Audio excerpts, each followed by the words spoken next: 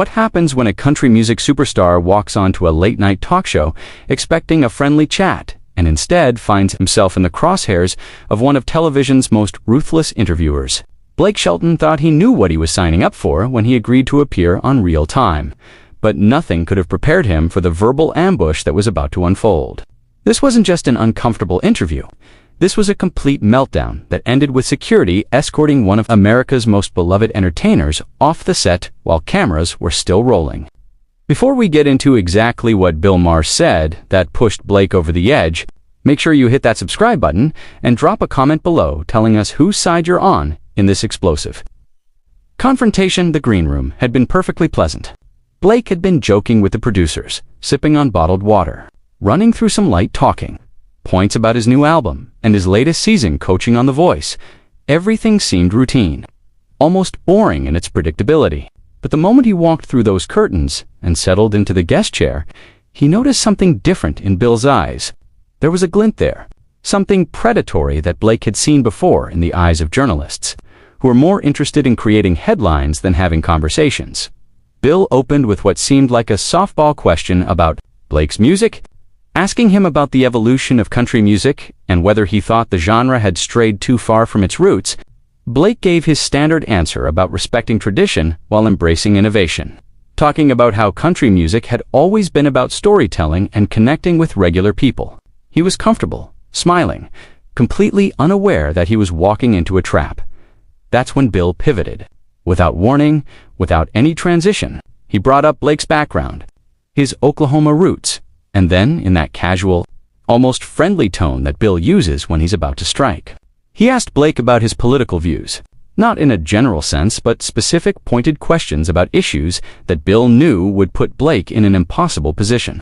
Blake tried to deflect, giving the kind of diplomatic non-answer that celebrities are trained to deliver, saying he preferred to keep his political beliefs private and let his music speak for itself.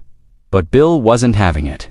He leaned forward in his chair, that famous smirk spreading across his face, and said something that made the entire studio audience go silent. He suggested that Blake's reluctance to speak on political issues was itself a political statement, that his silence was a form of complicity.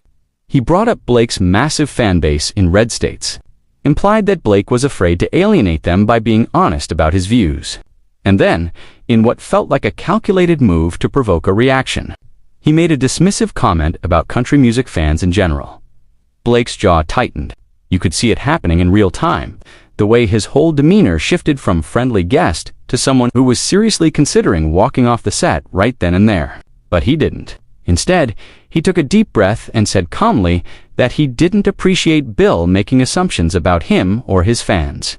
That the people who listen to his music are smart, thoughtful individuals who don't need a celebrity to tell them how to think. The audience applauded, which seemed to irritate Bill even more. He responded by doubling down, suggesting that Blake's defensive reaction proved his point, that anyone who got upset about being asked to take a stance on important issues was probably on the wrong side of history anyway. He said it with a laugh, like it was all just part of the show, just friendly banter between host and guest. But everyone in that studio could feel the temperature rising. Blake leaned back in his chair and asked Bill a simple question. He wanted to know why Bill had invited him on the show, if the plan all along was to ambush him with political gotcha questions instead of talking about music. He pointed out that Bill's show was supposed to be about open dialogue and different perspectives, but it seemed like Bill only wanted to hear people agree with his own viewpoint. The comment landed hard because it was true, and several people in the audience murmured in agreement. Bill's response was to laugh it off and say that if Blake couldn't handle tough questions, maybe he shouldn't be doing interviews at all. He suggested that Blake was used to the softball treatment he got on morning shows and entertainment programs, and that Real Time was a place for adults to have real conversations. The condescension was thick enough to cut with a knife, and you could see Blake's hands gripping the arms of his chair a little tighter. That's when Blake made his first real mistake. He fired back, telling Bill that there was a difference between tough questions and deliberately trying to make your guest look bad for entertainment value. He said that Bill had built a career on smugness and superiority, on making people feel stupid for not sharing his exact worldview, and that it wasn't journalism, it was just bullying with a bigger vocabulary. The studio went completely silent. Even Bill seemed momentarily taken aback by the directness of the attack. But Bill recovered quickly. He's been doing this too long to let a guest get the upper hand for more than a few seconds. He came back with a comment about how interesting it was that Blake was so sensitive about being challenged, suggesting that maybe Blake's image as a laid-back, easygoing guy was just that, an image, and that underneath it all, he was just another thin-skinned celebrity who couldn't handle criticism. He said it with that characteristic Bill Maher delivery, part joke, part insult, designed to make Blake look unreasonable for being upset. Blake shook his head, slowly, and said something that surprised everyone. He told Bill that he'd been warned about coming on this show, that other people in the industry had told him that Bill liked to set traps for guests who didn't fit his political profile. But Blake had ignored those warnings because he thought he was being invited for a genuine conversation. Now he realized he'd been naive. He said he felt like he was sitting in a courtroom being cross-examined for crimes he hadn't committed, and that this wasn't an interview, it was an interrogation. The audience was completely divided at this point. Some people were applauding Blake for standing up for himself. Others were cheering for Bill, and the energy in the room was becoming genuinely hostile. Bill tried to regain control by making a joke, saying something about how Blake was being dramatic, and that if this felt like an interrogation, Blake must live a very sheltered life. The comment was meant to get a laugh and diffuse the tension, but instead it had the opposite effect. Blake stood up, not quickly, not in a dramatic storming off kind of way, but slowly, deliberately, like he'd made a decision and was going to follow through with it, calmly and with dignity.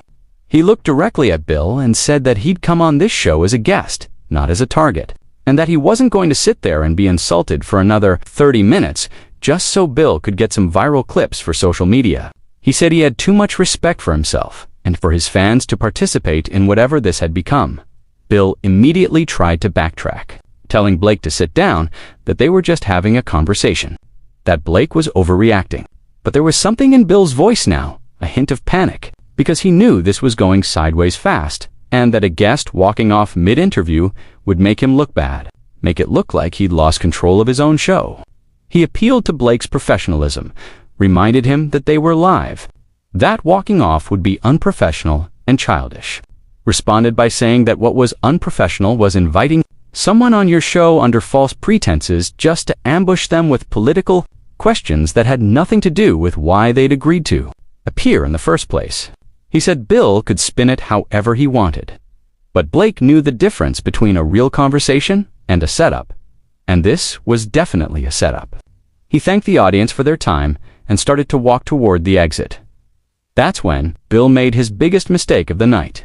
Instead of letting Blake leave with some dignity intact, instead of trying to smooth things over or apologize, or even just moving on to the next segment, Bill called after him.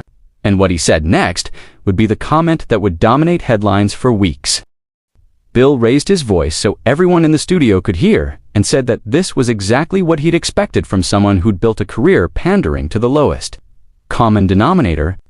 He said Blake could walk off the set, but he couldn't walk away from the fact that his entire brand was built on appealing to people who'd rather live in ignorance than face uncomfortable truths. The words hung in the air like poison, and Blake stopped dead in his tracks. For a moment, nobody moved. The cameras were still rolling, the audience was holding its collective breath, and Blake was standing there with his back to Bill, clearly deciding whether to keep walking or turn around and respond. When he finally turned back, his face was calm, but his eyes were ice cold. He walked back toward the desk, not to his chair, but right up to where Bill was sitting, close enough that the host instinctively leaned back slightly. Blake spoke quietly, but the microphones picked up every word. He told Bill that he'd just crossed a line that couldn't be uncrossed. He said Bill could insult him all day long, could question his politics, or his intelligence, or anything else about him personally. But the moment Bill insulted the millions of people who supported his music, who came to his concerts, who connected with his songs, that was when this stopped being about two guys having a disagreement and became something else. Entirely, Bill tried to interrupt, tried to clarify that he wasn't attacking Blake's fans, but Blake cut him off. He pointed out that Bill had just called them the lowest common denominator, had implied they were ignorant, and that there was no way to spin that into something innocent. Blake said those people Bill was so quick to dismiss were teachers and nurses and construction workers and veterans and parents. Working 2 jobs to make ends meet, they were real people with real lives who didn't deserve to be looked down on by someone who lived in a bubble and made millions of dollars. Being condescending for a living, the audience erupted. Some people were on their feet applauding, others were booing, and the whole studio had descended into chaos. Bill was trying to regain control, gesturing for people to quiet down, but it wasn't working. He turned to Blake and accused him of grandstanding, of playing to the crowd instead of engaging with the actual substance of what they'd been discussing. He said Blake was hiding behind his fans instead of defending his own positions. Blake laughed, but there was no humor in it. He asked Bill what positions he was supposed to be defending. Since Bill had never actually asked him about any specific policy or issue in good faith, he said every question had been designed to make him look stupid or backwards or complicit in something, and that Bill had made up his mind about who Blake was before Blake had even sat down. Blake said this whole thing had been theater, a performance where Bill got to play the smart, enlightened host taking down the ignorant country singer, and that he was done playing his assigned role. Bill's face was getting red now. He told Blake that if he wanted to be treated like an intellectual, maybe he should stop acting like a victim every time someone challenged his worldview. He said the problem with people like Blake was that they wanted all the benefits of being famous, all the money and adulation and platform, but they didn't want any of the responsibility that came with it. They didn't want to be held accountable for their influence or questioned. About how they used it, Blake asked Bill who'd appointed him the accountability police. He wanted to know what gave Bill the right to decide who was using their platform responsibly and who wasn't. Blake pointed out that Bill spent every show telling other people how to think, what to believe, who to vote for, and then had the nerve to accuse other celebrities of abusing their influence. He said at least Blake was honest about staying in his lane and making music, while Bill pretended his opinions were somehow more valid or important than everyone else's, just because he had a talk show.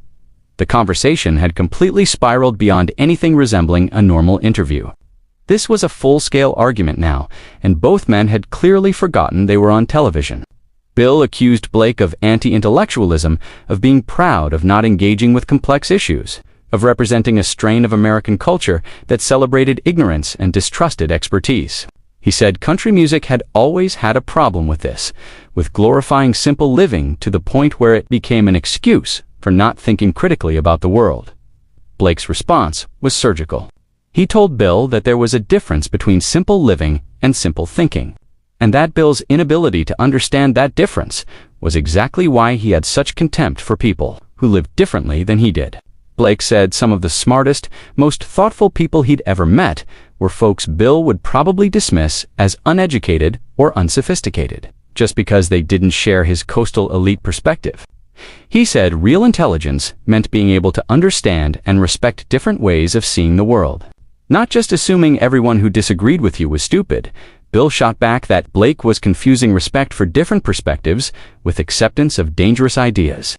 He said there were real stakes to these conversations, real consequences to the political and cultural divides in the country, and that celebrities who refused to take clear positions were contributing to those divides. He accused Blake of taking the coward's way out, of wanting to profit from both sides without having the courage to stand for anything. That word, coward, seemed to hit Blake differently than anything else that had been said. His whole body language changed. He leaned forward and told Bill very clearly that he'd served his country, that he'd put himself in dangerous situations, doing USO tours in war zones to perform for troops, that he'd used his platform to raise millions of dollars for disaster relief in children's hospitals and veterans organizations, all without making it about his own ego or political agenda. He said he didn't need lectures about courage from someone whose biggest risk in life was whether his monologue jokes would land. Bill looked genuinely stung by that. He fired back that charity work didn't absolve anyone from taking moral positions on important issues, that writing a check wasn't the same as actually standing for something. He said Blake could volunteer and donate all he wanted, but if he stayed silent when it mattered, when his voice could actually make a difference in public discourse, then what was the point of having that voice at all? Blake asked Bill if he'd ever considered that maybe Just maybe, not every single person with a platform wanted to use it the way Bill thought they should. He said there was value in artists who just focused on their art, who tried to bring people together through music or entertainment instead of driving them further apart with political commentary. He suggested that maybe the country would be better off if fewer celebrities felt obligated to weigh in on every single issue and more of them just tried to create things that made people's lives a little better or more bearable. Bill dismissed this immediately. He said that position was a luxury only available to people who weren't directly affected by political decisions, that it was privilege masquerading as neutrality. He told Blake that his ability to opt out of political discourse was itself a form of privilege, and that his refusal to use his platform was a choice that had consequences whether Blake wanted to acknowledge them or not. The argument kept escalating, with neither man willing to back down or concede any ground.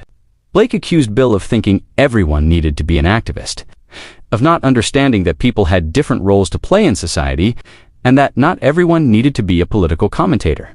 Bill accused Blake of hiding behind folksy charm and country boy authenticity to avoid taking responsibility for his influence.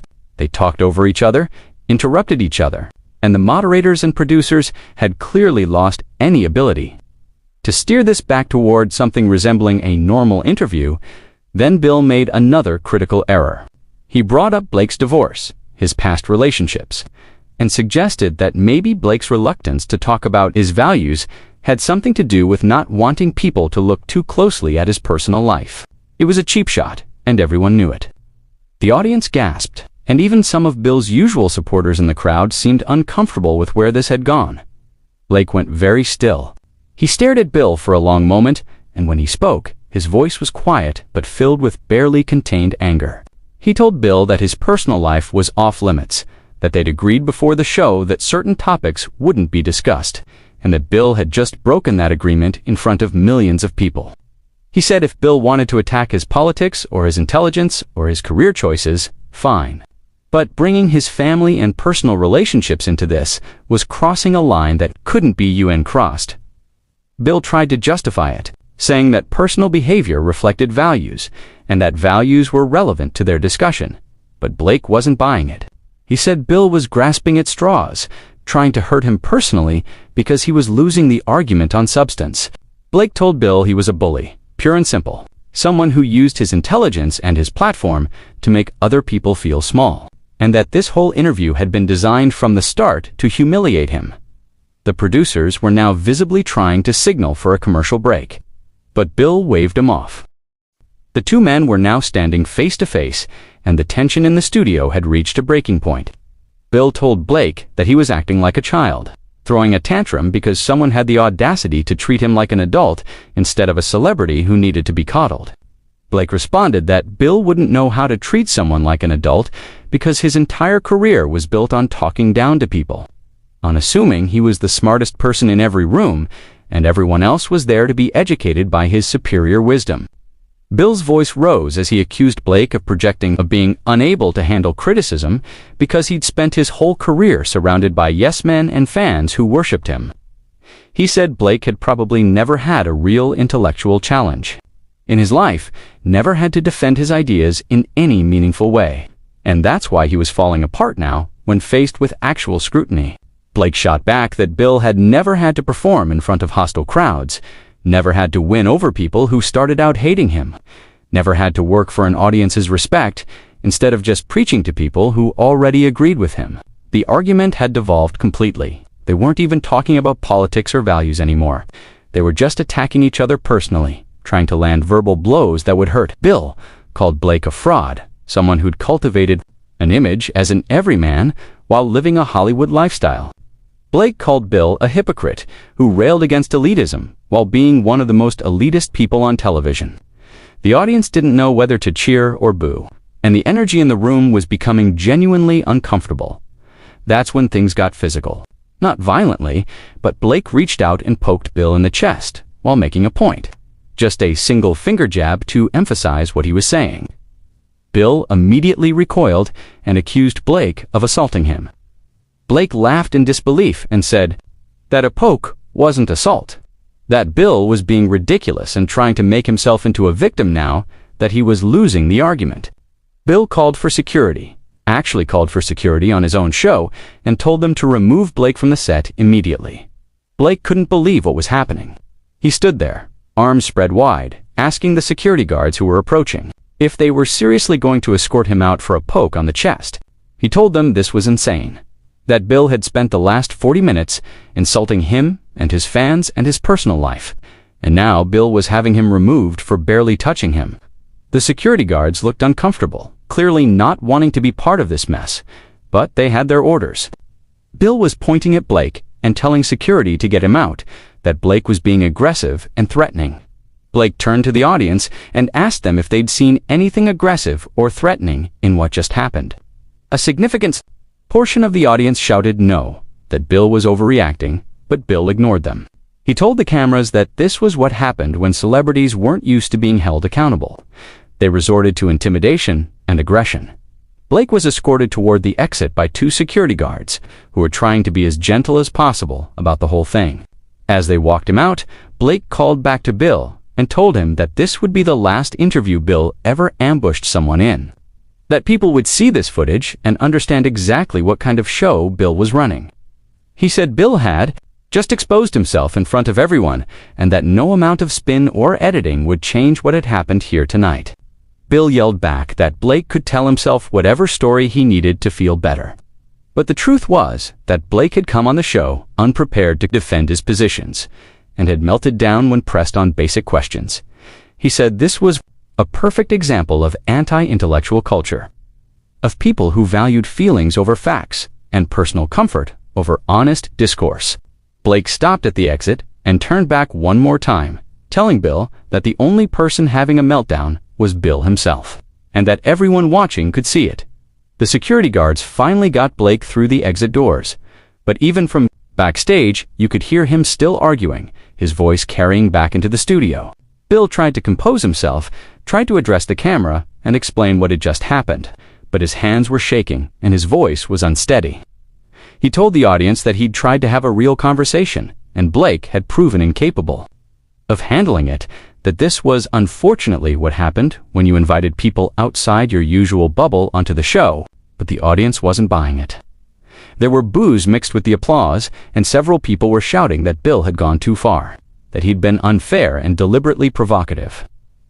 Bill tried to quiet them down, tried to move on to his next segment, but the energy was completely gone. His other guests looked uncomfortable, unsure whether they even wanted to continue with the show after what they'd just witnessed. Bill took a commercial break, but the damage was done. Backstage, Blake was still furious. Producers were trying to calm him down, apologizing profusely and saying that things had gotten out of hand, that this wasn't what they'd intended.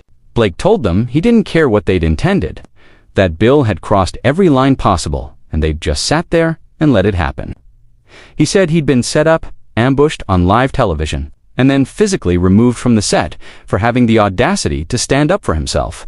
One of the senior producers tried to explain that Bill could be difficult sometimes, that he got carried away when he was passionate about a topic, but Blake cut him off. He said this wasn't about passion, this was about a host who got off on humiliating his guests, who invited people on specifically to tear them down in front of an audience. Blake told them they should be ashamed of themselves for facilitating it, for creating an environment where that kind of behavior was acceptable.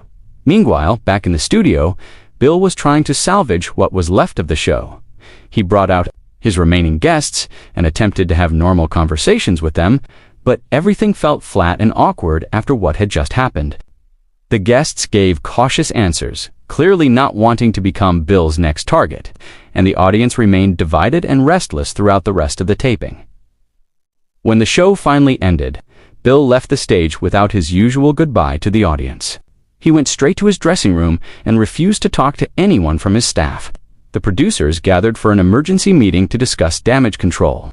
Knowing that footage of the confrontation would be everywhere within hours, they debated whether to try to edit it down or just release everything and let people judge for themselves, ultimately deciding that trying to hide anything would make them look worse. Blake left the studio without talking to any press, without making any statements, just got in his car and drove away. But his team was already fielding calls from every media outlet in the country, wanting his side of the story. By the next morning, the confrontation was the top trending topic on every social media platform, with people split almost exactly down the middle on who was in the right. Some people praised Blake for standing up to Bill's bullying tactics, for defending himself and his fans against someone who'd clearly invited him on the show in bad faith. They said Bill had finally been exposed as the intellectual bully he'd always been, someone who used his platform to attack people who couldn't fight back on equal terms. They pointed to the way Bill had kept escalating, had brought up Blake's personal life, had called security over a harmless poke, as evidence that Bill knew he'd lost the argument and was desperately trying to regain control. Others defended Bill, saying he'd simply asked tough questions that Blake couldn't or wouldn't answer, and that Blake had overreacted because he wasn't used to being challenged. They argued that celebrities needed to be held accountable for their influence, and that Blake's refusal to take clear positions on important issues was itself a problem. They said Blake had gotten aggressive and physical, and that Bill had every right to call security when he felt threatened, regardless of how minor the contact had been. The debate raged for weeks, with both sides pointing to the footage as proof of their position. Television analysts dissected every moment of the confrontation. Body language experts weighed in on who seemed more aggressive, and cultural commentators used it as a jumping-off point to discuss larger issues about celebrity, politics, and media responsibility. The incident became a kind of Rorschach test with people's reactions, revealing more about their own biases and worldviews than about what had actually happened. Bill's show took a ratings hit in the immediate aftermath, with some advertisers pulling their spots and several scheduled guests canceling their appearances. Bill himself remained largely silent, making only a brief statement saying he stood by his interview style and believed in asking difficult questions, but that he regretted how the situation had escalated. He never quite apologized, never admitted any wrongdoing, but the statement was clearly an attempt to move past the controversy. Blake also stayed mostly quiet, letting his representatives handle the media inquiries. He did post one message on social media, thanking his fans for their support and saying he had no regrets about standing up for himself and for them.